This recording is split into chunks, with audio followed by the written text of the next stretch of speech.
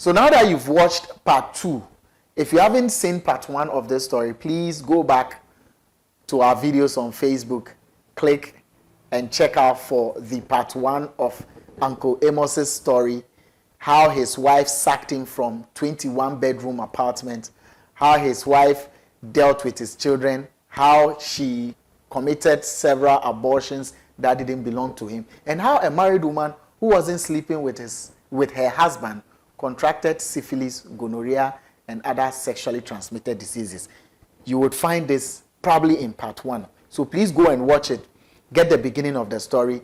Join it to the part 2 that you've watched so that your comment will be heavy and well-informed, because you would have been well-informed based on the story you hear on both parts. So quickly, let's do that on YouTube and Facebook if you haven't seen it yet. Part 1 is available. Look for it and watch.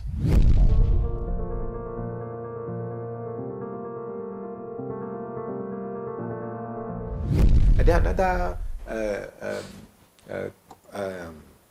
characteristic of our marriage is that she was changing maid every day. She was changing maids. So for all these years I lived with her, all the food I ate were prepared by me. She would never prepare even porridge or breakfast for you to eat. It was a maid who came and She never prepared anything. No, it's everything you ever ate in the marriage came from maids. Yeah, maids. Different maids. Who laid your bed? We do. Yeah, we were not sleeping on the same bed. So which bed are you talking about? I was laying my own bed. You were laying your own bed? Yeah. So the bed Because I'm asking because maids would have to lay your bed. Yeah, she does that. She will wash my singlets, my eddy support, everything. The maid washes everything of yours, from panties, boxers to singlets. Yeah, cooking the food I will eat. Yeah. So what was your wife doing? She was busy. She's a worker. She's a career woman. She's in the corporate world, so she was busy. She didn't have time. Those things are not for her. She's a busy woman. She's a serious woman. So those things are not. Was she the one taking care of you financially? Which of you was financially stronger? It was on and off. I was stronger. The money I was earning was more than double what she was earning. Was more than double what she was earning. So you were the financial pillar. Exactly.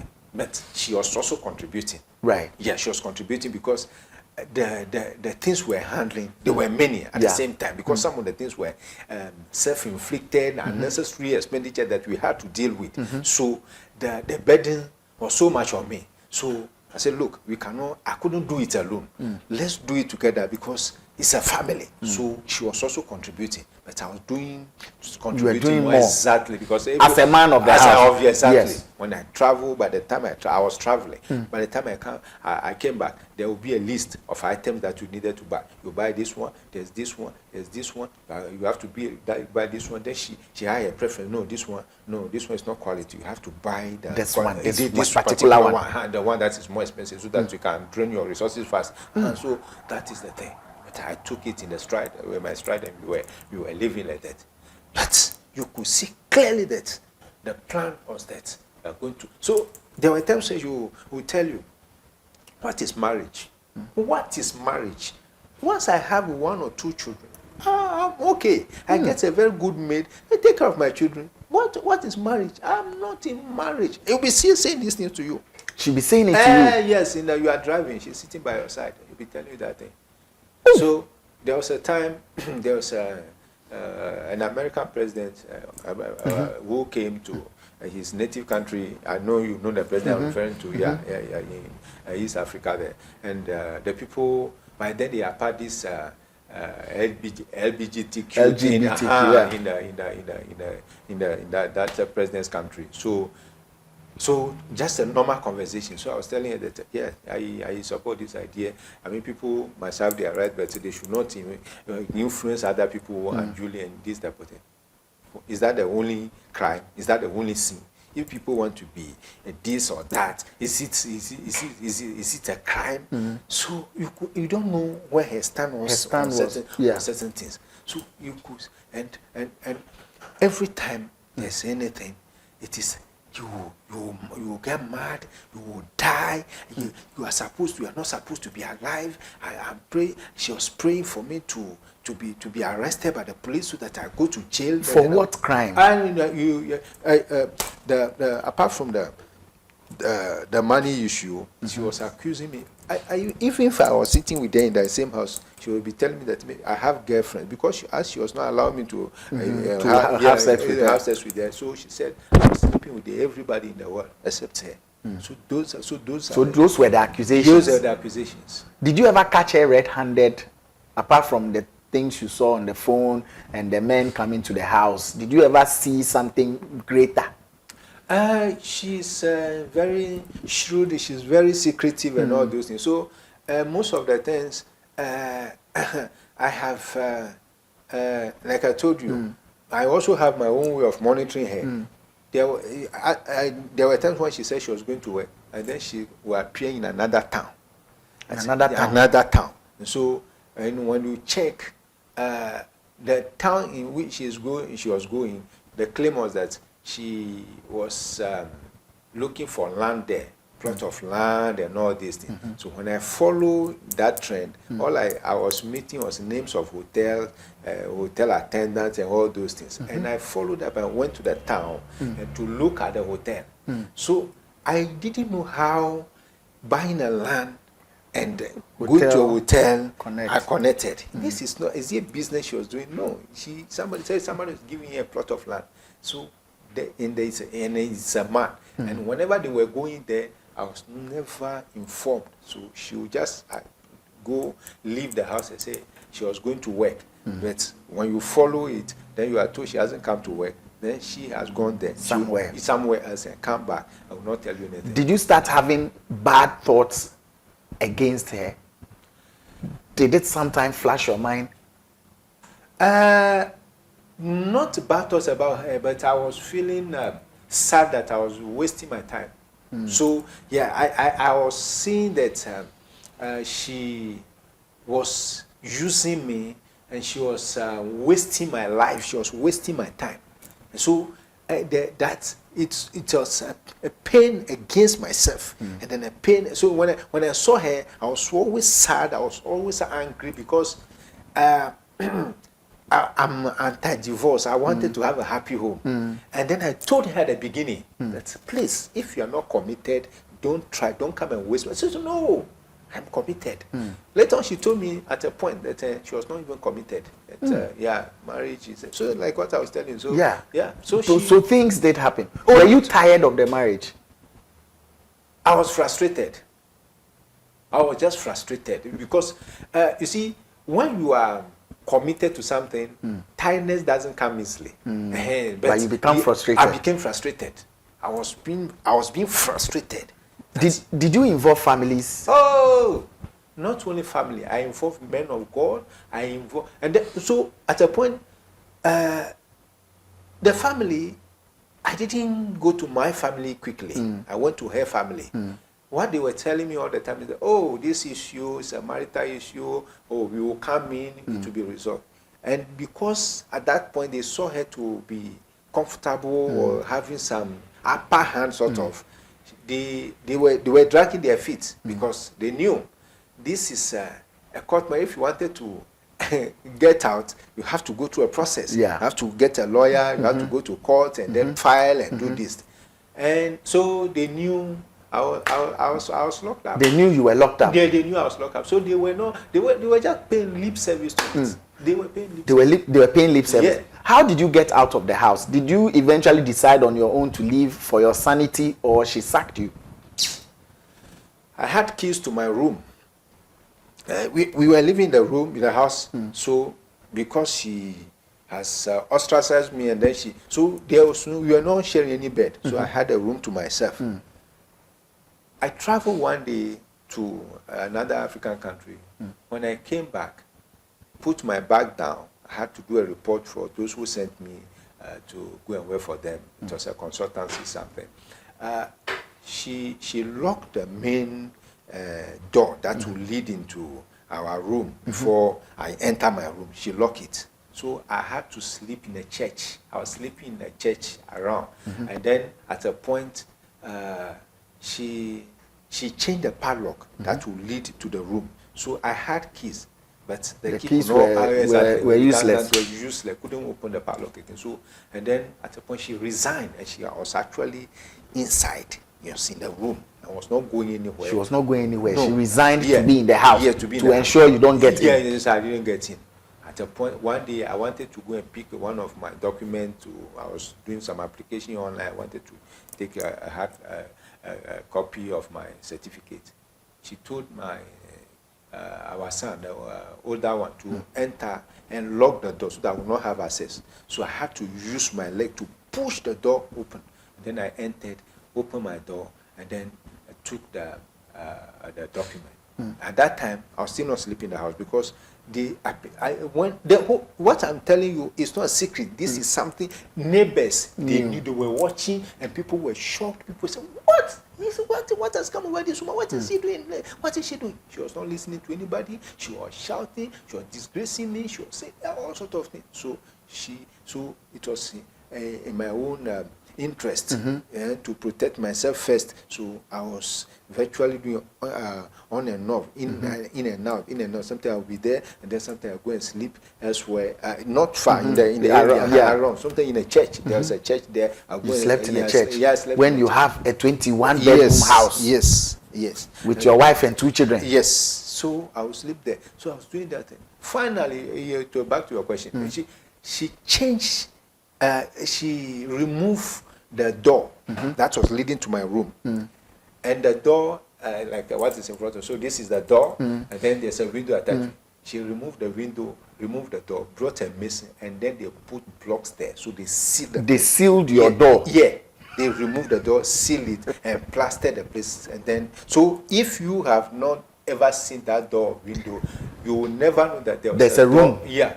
So then she opened another door outside and rented that room with all my things inside. So now I couldn't have access to it. And now, so she had also changed the thing. So sometimes I could get into the house at the time, but I couldn't enter my room. Now from that point, then she went, the dog you were talking about, now she went and bought dogs. Dogs? Big dog. This association dog, big dogs too. She kept them in the house so that purposely to ward me off, so to chase me away from it. So that is why I left her. And she was telling me all the time that I should be careful. She can organize people to kill me. She told me in the face, not somebody, I'm not reporting somebody. Yeah. So when she was there, when they got to that, then I actually went to Dovsu. I went to the police. Very, very professional. I'm not saying this thing to just do a praise singing for them, but what they did, if they are people do well, you tell them the Dovsu was professional. They sat, they listened to my case, and then they dispatched people. Then they gave me a letter to be given to her. She rubbish it. She didn't go. She didn't go to meet Dovsu. So the commander sent people. 3 people to come and invite her officially. They came and confronted and said, were you informed that our commander said you should come? They said yes. Why didn't you? I was busy. I've become like a single mother. I'm busy. I'm doing so many things, so I didn't have time. I said, what? The police called. The police, Dovsu is a police. They call you, you will not come. They said, I will come. They said, then she was giving her terms and conditions. Finally, so they insisted and gave her a date that if she didn't appear, it will be against her. So she agreed. And when the Dovsu people, the police left, I was in trouble. I will see what she will do to me. I will see what she will do to me. She was going to storm Dovsu office with the lawyers and everything. And then I will see. So the date came, and then I went. I was waiting for her there, and then she came with her parents who never had time to intervene. Now they had time and they followed her to Dovsu. So her parents? Yes. So the Dovsu people asked the parents, who are you? I said, we are the parents. And then they asked me, who did I come with? I said, I came alone with the God. I said, they told them that they should go outside. And said, this is a marital issue between a man and a wife. So even at least at that time. So they went outside. So they listened to our story. She spoke. But also, Madame listened to it. Was the commander was a woman. She listened to her side, and I didn't interject. I was quiet. She narrated, full of calumny, lies, and everything. That's how she saw things. She said everything. She finished. When it was my turn to talk, she will not allow you to talk. She was interjecting. She had this, and the woman said, please, when you were talking, the man didn't say anything. So if he wants to talk, allow him to talk. By the time I finished, the woman said, no, madam, this thing you are doing, this is an abuse. When you go home, stop this type of behavior, because the law doesn't allow you to treat somebody's son like this. If you're not interested, there's a process. You go through it, but you cannot do this thing. You people are properly married, so why are you behaving this way? And then she changed it. She was like a chameleon. Oh, I actually don't have problem with him. I just want him to be more responsible. He must take care of us. And say, the woman said, the man has been taking care of him. No, through your pressure and everything. Look at what we have even done to his career. I learned a very good job, because he said, look, this thing, you are far away, you have abandoned the family. See, so people must be focused, because the same person will come and tell you that you are not responsible. You are not responsible. Yes. After they force you to leave your job, or stop where the money is coming from, they will turn around to tell you are irresponsible. You are irresponsible. So focus on your job. Focus on your job. Focus on your career. Because if you lose it, later it could be used against you. It could be used against you. And when you are not stable, financially stable, or you don't have a reliable career or source of income, you become even more vulnerable. You become more vulnerable, yes, as a man. Yes, as a man. And an ungrateful person doesn't remember your sacrifices, because at the time you will be attacked for not being responsible, for not being capable of providing what you are supposed to. They will not make reference to what you used to do. What you used to do, that is past and gone. So you alone, you will be remembering what you went through to do what you did for them. But at this point, they have nothing to do with that. And she did tell me some of those things all the time. Useless man. Yes, all the things. Now, whatever you are doing, any other person can do it. You are of no value to me. And what was very painful was that she was saying this thing to me in the presence of my children. So the children will be there, and she'll be telling them, your father, he's a toxic man, he's a useless man. In front of your kids? Yeah.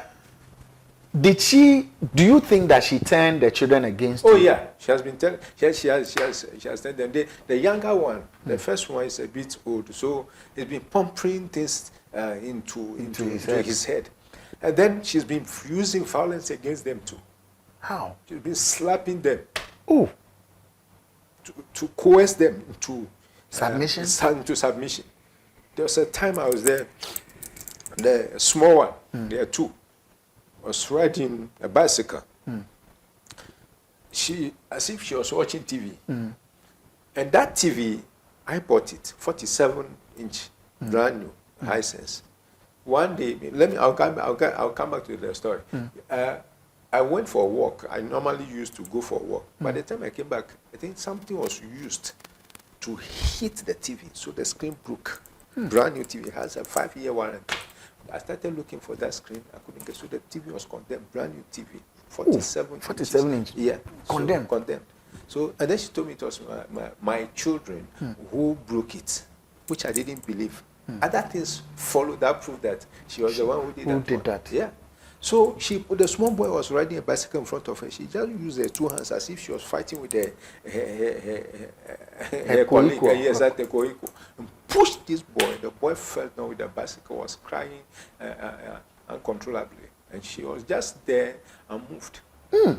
Slapped the older one in my front, in my presence, and warning him, threatening him that if he didn't take her, she will have her to contend with. She will teach him a lesson so that all the time. So she has been teaching them how to lie and put fear in them. Put fear in them. The children, they are living in fear.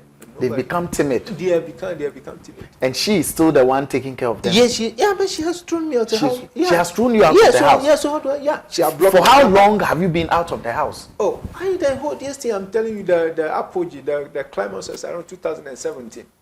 2017 was the climax.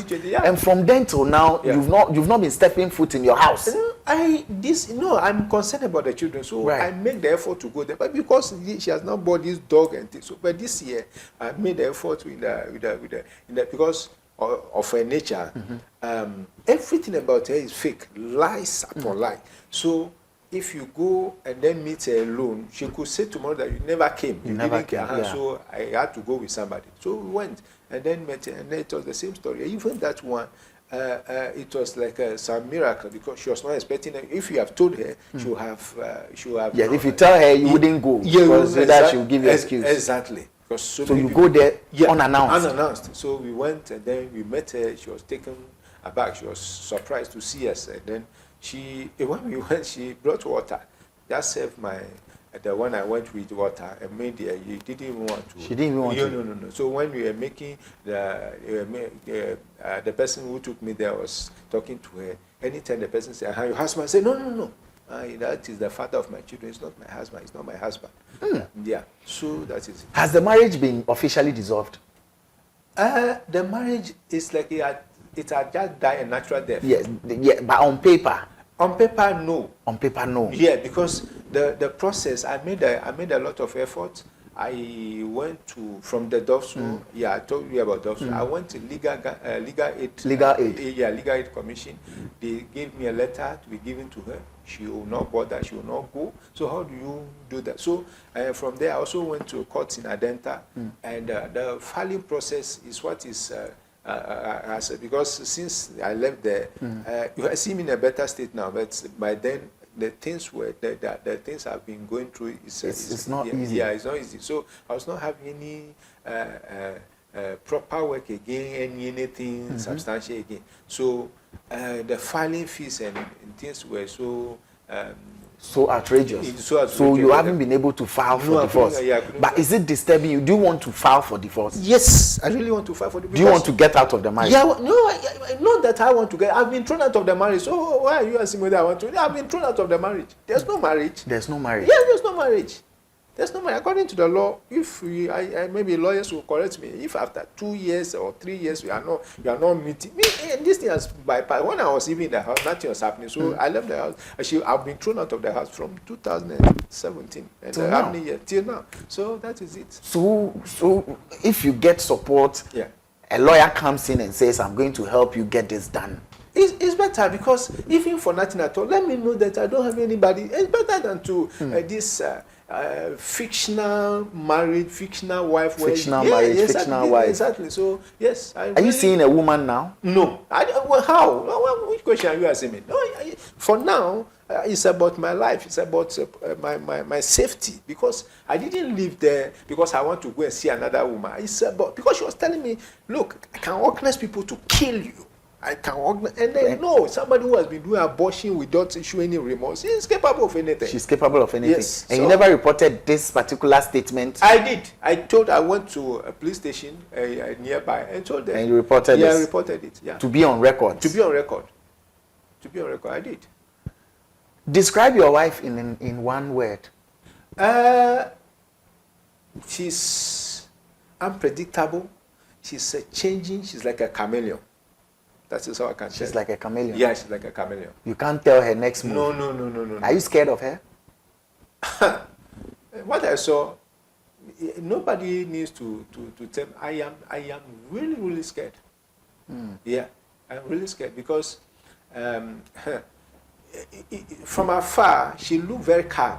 But when I saw the things she was able to do, the courage, the bravery to do evil, no, you don't wait to see what will happen to you because you might not be. If probably she had succeeded in eliminating me now, nobody would have known my story. Nobody would have, even my family. Yeah, I was not telling them, and that's also something.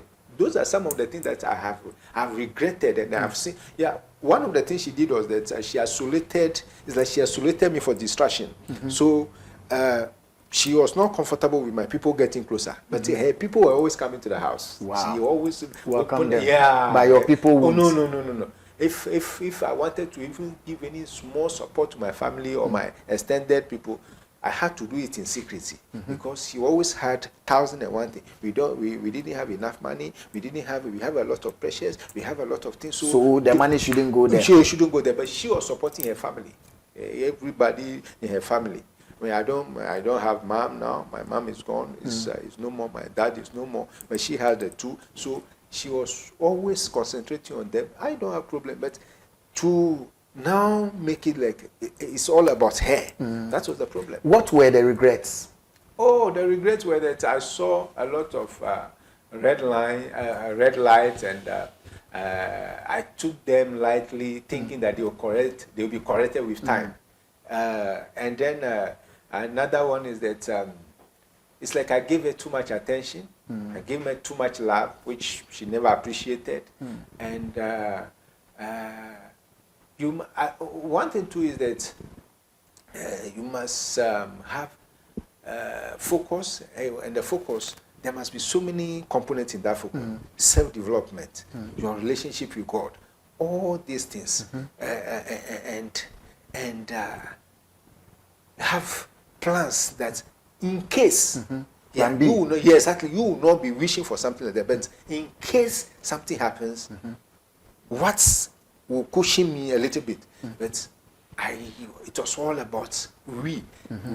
That's what I was always saying. And then there was a time I asked her, so you will never say we, because every time, and those are some of the things people should watch out for. The person is always saying I, mine, I. These things, when they are saying it outside, you think that it's just no. It's a reflection. Deep-rooted. It's deep-rooted. It's a reflection of what is in the person's heart. So every time it was my, everything is we. Things that did not even belong to her, she started saying my. This one is mine. This one is mine. So that and they started brainwashing people around. She will see anybody who had time to listen to it, say, this one is for me. This one is for me. This one is for me. As if we were competing, we wanted to show what you have. Yeah, what you have. There's no collective ownership of it. No, she wanted everybody to think that this is this. And I sacrificed my time. That was the thing. I sacrificed my time. Look, for a period of 10 years, every weekend, because she said she was tired, I would do mopping in the house. I'll heat water and put in the bathroom for her, and then my first son. But I don't remember the last time that woman fetched water for me to bath. Ooh. I don't remember. Your wife? Yes. Maybe it's happened. But you don't remember? Yeah. Maybe. So insignificant that you don't remember. Yes, but I don't remember. Maybe it's up to 2 or 3 for a period of almost more than 10 years. Yeah. No, it's more than. So now, yeah, like I'm out here getting to 18 years now. Yeah. So there comes a time when man becomes weak. Yes. Like, there comes a time when man becomes weak. Yes. And must seek for help. Yes. You become weak because you see there's this delusion. Initially, you tell yourself that this issue is resolvable. It's something that a solution can be found to. So you'll be putting your effort. You'll be putting effort, and that individual effort gets to a point where you get exhausted, you get frustrated, you get weak. Everything. Yes. See, so asking for support or help is not a sign of weakness. So people should learn to, when you see the rest and say, this thing is this, and you must look for solution or help from the right sources. And the right sources are people who are committed to seeing marriages work. People who are committed to seeing marriages work. Yes, not your colleagues. Your colleague, whether you're a woman or you're a man, that's your colleague. Maybe it's just out of sympathy or out of ignorance or out of envy or out of jealousy can give you what they think is the right one. The right one. Yes. So some people, the advice they are giving you is out of sympathy, but they might not know it is the wrong advice. Right. And there are also people who they know that it is wrong. It is wrong. And they are giving you on purpose. To mess you up. So as a woman, they can tell you, why are you not doing this, or why are you not doing that? You the man, why are you not doing this? Why are you not doing that? So asking for help is not a sign of weakness. You must seek help and must seek it early and be seek honest. help early. Yes. Seek help, yes. but seek it early. Yes. Before it degenerates. Exactly. What do you think she wants from you? Right now, what she wants from me, maybe she alone knows, but she kept on telling me that she wanted me to die. She wanted me to get a police case and go, and so that I will not come back. So those might be the things, not your properties. Oh, that's why she's claiming that she has even she has gone to, and she wanted to. I suspected her of is that, but she has gone to write a will unilaterally that everything belonged to her, unilateral will. Yes. That everything belongs Yeah, to her so, in a marriage. In the marriage. Is that possible? That is what I mean, she can own her properties, but in writing such wills, won't there be investigation to know whether that's how it's supposed to be, but it wasn't that way. And then there's everything that I'm telling you about were acquired when we were married. We came together. Yeah, we came together. We all came. Yeah, we acquired the things. Nobody. And that's I will never sit anywhere and say that she never contributed or she's not part. She's part of it. She's part of it. But she is saying that I'm not part. That's the issue. She says I'm not part. She's saying you are not part. They said I'm not part. She said she's even claiming that we even didn't get married when we have a marriage certificate. Yeah. So you can see there are so many challenges and things that. That needs to be checked. Yeah, I mean, we are about wrapping up. Your children, yeah.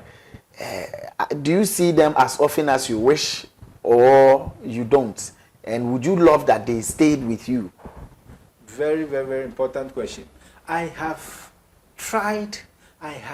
Even when I was in the house, she was preventing them from getting closer to me. Yes, my wife, she would just come and sleep. What are you doing with him? Come. So because we are sleeping in different rooms in the house, so the children they gravitate towards me. Towards you. Yeah, they naturally, their children. Yeah, they naturally gravitate towards you. Then she will cut them out. So since when I was thrown out of the house and I left the house now, I wish I could be seeing them because they are very close to me. They are dear to me. But what if they are not yours, anyways? For now, once there is not been proven yet, that is the way. That is the way. Eventually, would you like to cross-check or double-check? Oh, that's for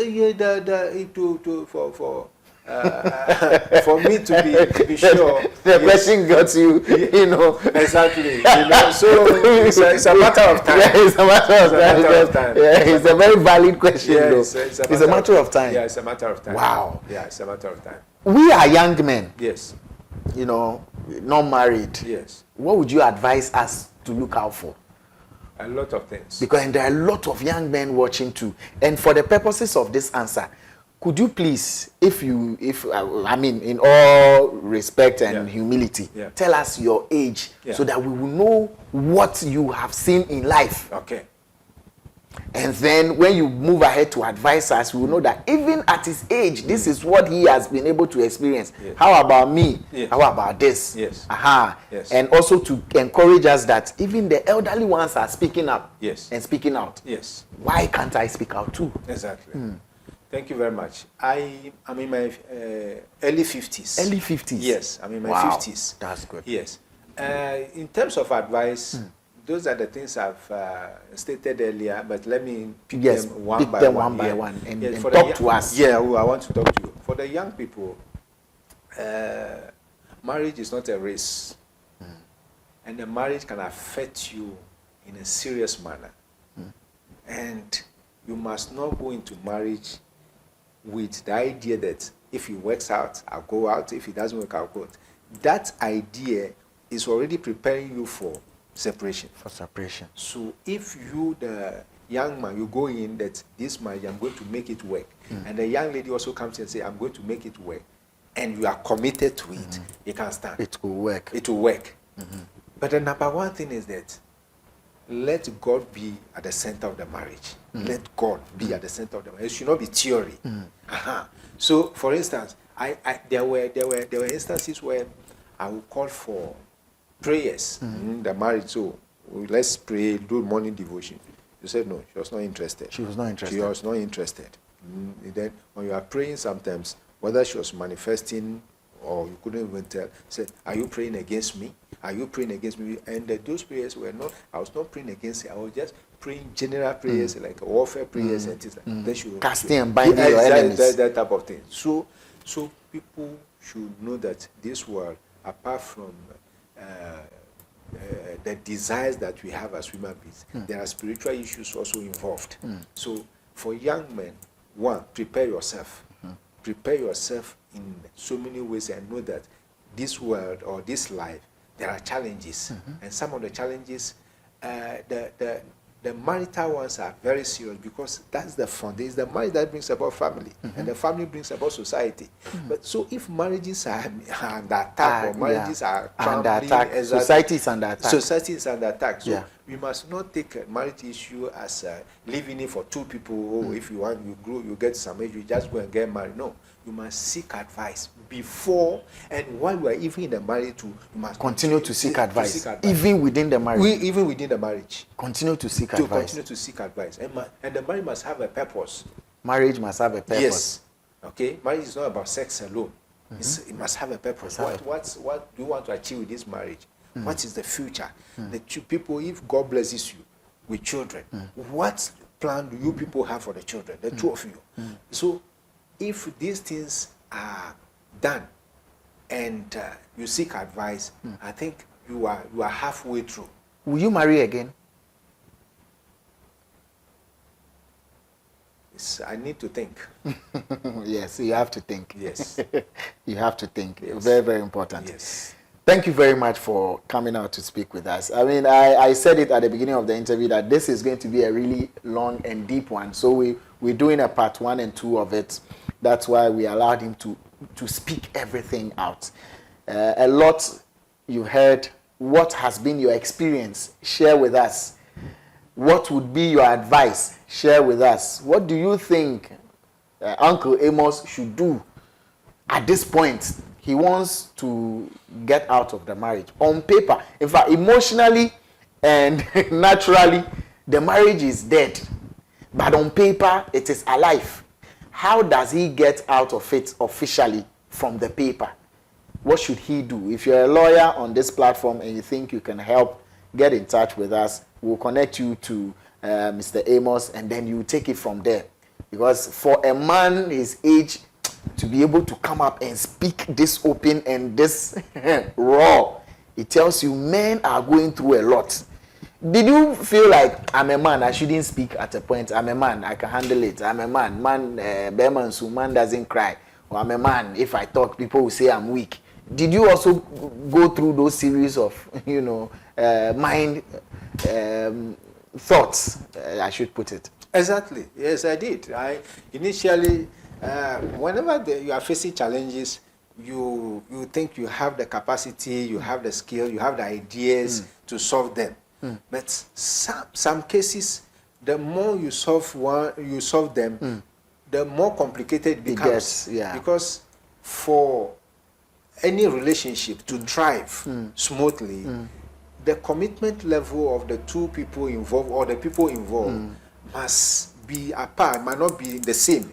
Maybe 60, 40. Or ideally it should be 50-50. Yeah. But you hardly find find that one. Yeah. So if it is not like that, you can do everything in the world to have a problem. If it's 90-10, 70-30, 80-20. No, the disparity is too much. The disparity is high. Yes, high. So I also felt those things, but initially I thought, it will be resolved, there will be a solution and things. But it got to a point where I saw that, look, if I kept it to myself and I said that I will resolve it, or I will not talk, I will not cry, I will not say it to anybody, what was happening to me was serious, or it was affecting me psychologically, it was affecting me emotionally. You became suicidal? At a point, because, see, at a point when I left the house, I was sleeping in a room without a window, Yeah. And it was people, benevolent people in the area, people were bringing me food. That's what I was able to. So I was seeing my house, but I couldn't enter. I was seeing my children, but I couldn't approach them. So you just, what makes you start thinking negatively is that you look back, you look at the number of years, the commitment, the effort you have put in. Then you now ask yourself, and they are seeing the results, the consequences, what you are seeing, or the results you are seeing. So you ask yourself, are you going to start again from that one? With what? Where? With whom? How would the next one be? So that's why I said that people should not take any relationship for for fun. For granted. For granted. You must know, is it for, what's the duration? Do you have duration in mind? Hey, that's all. If you're a woman, you just want one child from the man, or if you're the man, you just want the one child from the woman. You must know what everything must be known. Everything must be known. You must know where we are going. I'm looking for a child, so I want to marry, or I'm looking for a child, I want to just go and be some. The terms. Because from your conversation, it turns out your wife wanted children, and after she got them, she has said that many times. So later on, it was when we got married. She so many things were hidden. When we were married. We were going for. Then she started unveiling them. Yes, she was not committed to any marriage. Once she had 1 or 2 children, she's okay. She's okay. So marriage means nothing. Exactly. And then on my on side, your side, yes, I said, oh, this is the marriage for life. Marriage is for better, for worse, as it is said. So I knew that, oh, this is for life. So you guys were on a parallel line. Yes, she was somewhere, you were somewhere. You wanted a for life marriage. Yes. She wanted a children marriage. Yeah. After I get my children, whatever happens should happen. And also reflecting on our relationship, on daily relationship. We were in the house, we were not greeting. So you see, there must be chemistry. There must be some connection. Even ordinary relationship, even if it's just your ordinary friend, you are living together. There's chemistry. No greetings, nothing. And so, she brought men to the house. Exactly. Wow. But why did you decide to tell it on this platform? I mean, this platform, I've watched it many times, as I've told you, and it's an international platform, because last time another platform use one of your content from here to even talk about your quality as an interviewer.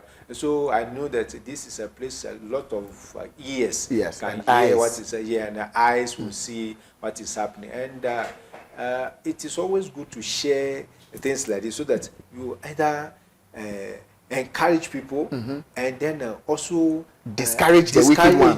Discourage the wicked ones, and also alert people about dangers or other things. This is not in any way to say that every marriage was like mine. There are people who are enjoying their marriages. Beautiful marriages. Yes. There are beautiful women out there with the golden heart. There are men out there who are very kind-hearted as well.